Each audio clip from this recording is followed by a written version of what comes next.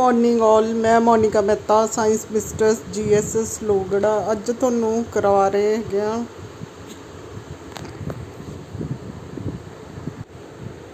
Good morning all. मैं Monika Mehta science mistress अज तुहानू बाई मंथली एग्जाम लई रिवीजन करा रहे हैं 10वीं क्लास। पहला लैसन है रसायनिक क्रियावां ते समीकरणा। सब तो पहला क्वेश्चन है कि मैगनीशियम रिबन नू साफ किया जाता जलाउण तो पहला। तो इसका आंसर की आएगा, जी मैगनीशियम धात है वह हवा नाल किरिया करके ऑक्सीजन के नाल इहदे उत्ते ऑक्साइड की परत जम जाती है जिहड़ी कि जलन च रुकावट पैदा करती है। इस करके उस ऑक्साइड की परत नू हटाया जाता है। तो मैगनीशियम रिबन नू दे उत्ते ऑक्साइड की परत जम जाती है जिहड़ियां कि उसनू जलन तो रोकती है। दूसरा क्वेश्चन है संतुलित करो रसायनिक क्रियावां नू। सब तो पहली क्रिया हैगी है जिमें हाइड्रोजन प्लस क्लोरीन मिल के की बनाते हैं HCl।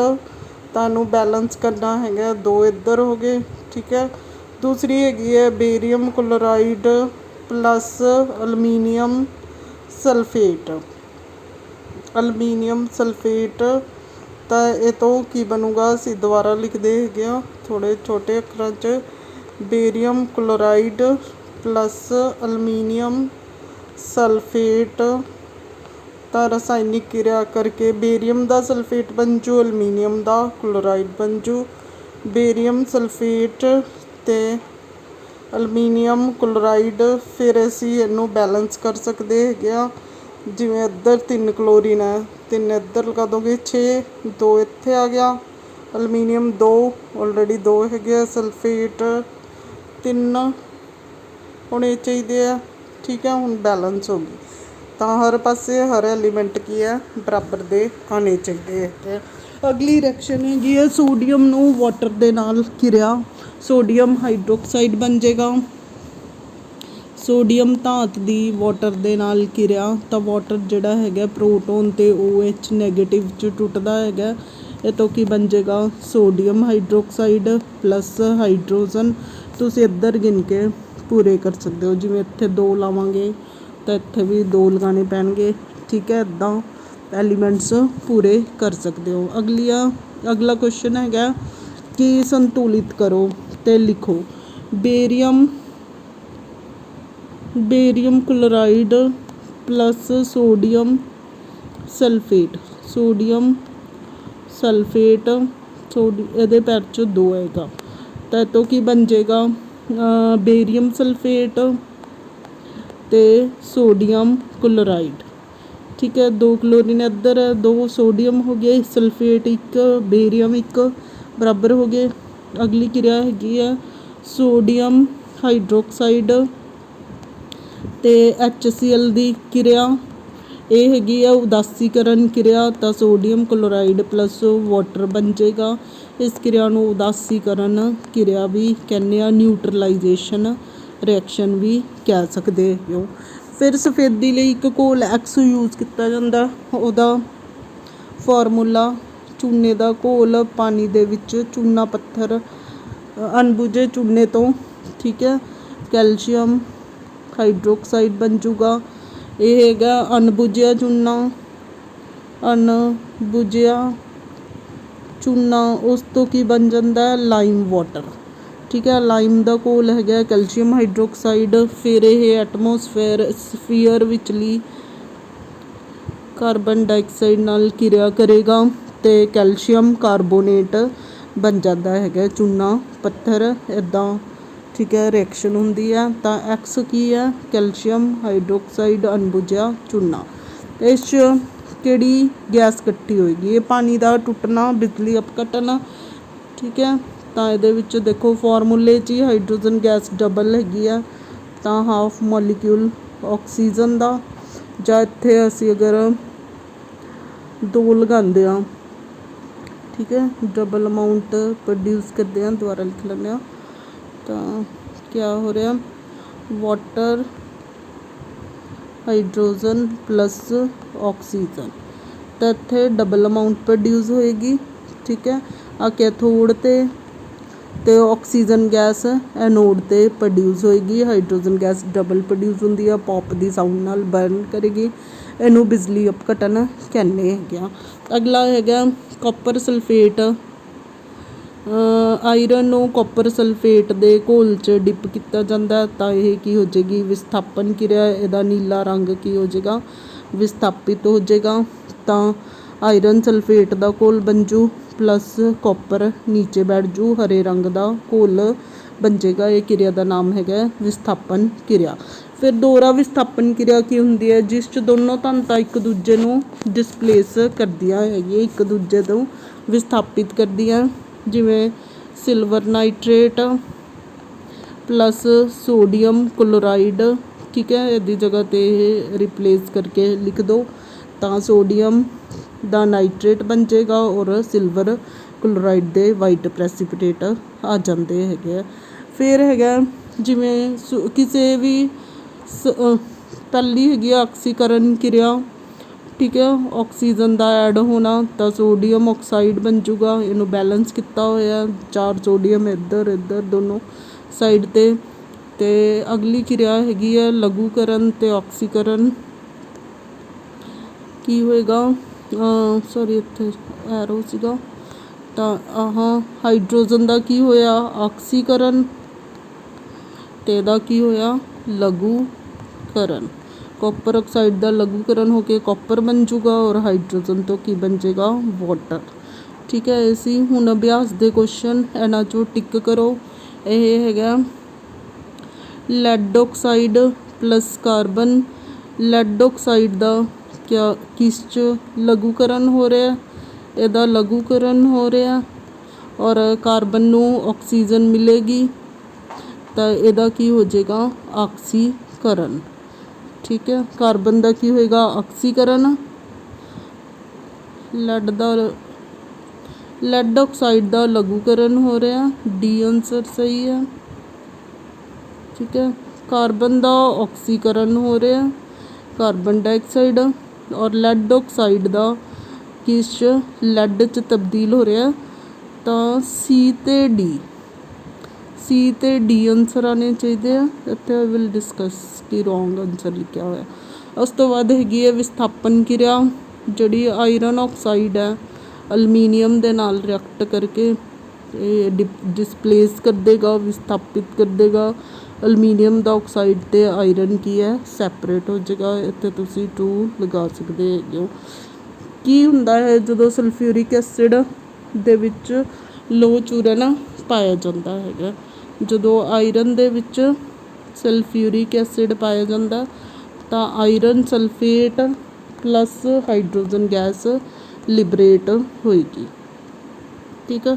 ਸੰਤੁਲਿਤ ਸਮੀਕਰਨ ਕੀ ਹੁੰਦੀ ਹੈ, ਜਿਸ 'ਚ ਦੋਨੋਂ ਪਾਸੇ ਲੈਫਟ ਰਾਈਟ ਪਰਮਾਣੂਆਂ ਦੀ ਗਿਣਤੀ ਬਰਾਬਰ ਹੋਵੇ ਤਾਂ ਉਸਨੂੰ, ਜਿਸ 'ਚ ਕੁਛ ਪੁੰਜ ਨੂੰ ਨਾ ਬਣਾਇਆ ਬਣਦਾ ਨਾ ਨਸ਼ਟ ਹੁੰਦਾ ਤਾਂ ਉਹਨੂੰ ਕੀ ਕਹਿੰਦੇ ਆ, ਸੰਤੁਲਿਤ ਸਮੀਕਰਨ। ਉਸ ਤੋਂ ਬਾਅਦ ਹੈਗੀ ਆ ਹਾਈਡਰੋਜਨ ਪਲੱਸ ਨਾਈਟ੍ਰੋਜਨ, ਅਮੋਨੀਆ ਬਣਦਾ, ਠੀਕ ਹੈ।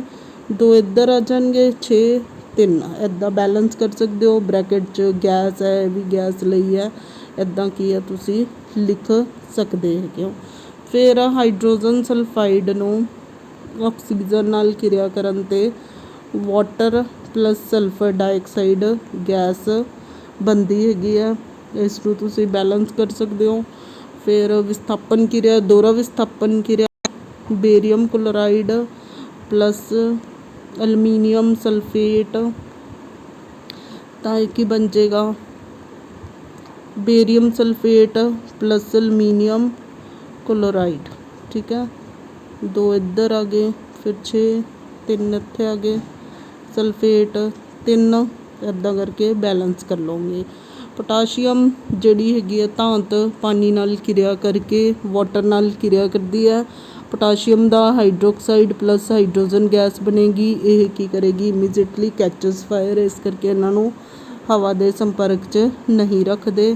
ਸੰਤੁਲਿਤ ਕਰਨਾ ਥੋੜ੍ਹੀ ਪ੍ਰੈਕਟਿਸ ਕਰ ਸਕਦੇ ਹੋ, ਠੀਕ ਹੈ। ਬਹੁਤ ਸਾਰੀਆਂ ਰਿਐਕਸ਼ਨ ਤੁਹਾਨੂੰ ਅੱਗੇ ਦੱਸ ਦਿੱਤੀਆਂ ਗਈਆਂ ਜਾਂ ਤੁਹਾਨੂੰ ਇਹ ਦਿੱਤੀਆਂ ਹੋਈਆਂ ਰਿਐਕਸ਼ਨਸ ਉਹਨਾਂ ਨੂੰ ਤੁਸੀਂ ਕੈਮੀਕਲ ਫਾਰਮ 'ਚ ਲਿਖਣਾ ਹੈਗਾ ਔਰ ਪਤਾ ਕਰਨਾ ਕਿਹੜੇ ਟਾਈਪ ਦੀ ਕਿਰਿਆ, ਅਪਘਟਨ ਕਿਰਿਆ, ਸੰਯੋਜਨ ਕਿਰਿਆ, ਵਿਸਥਾਪਨ ਕਿਰਿਆ।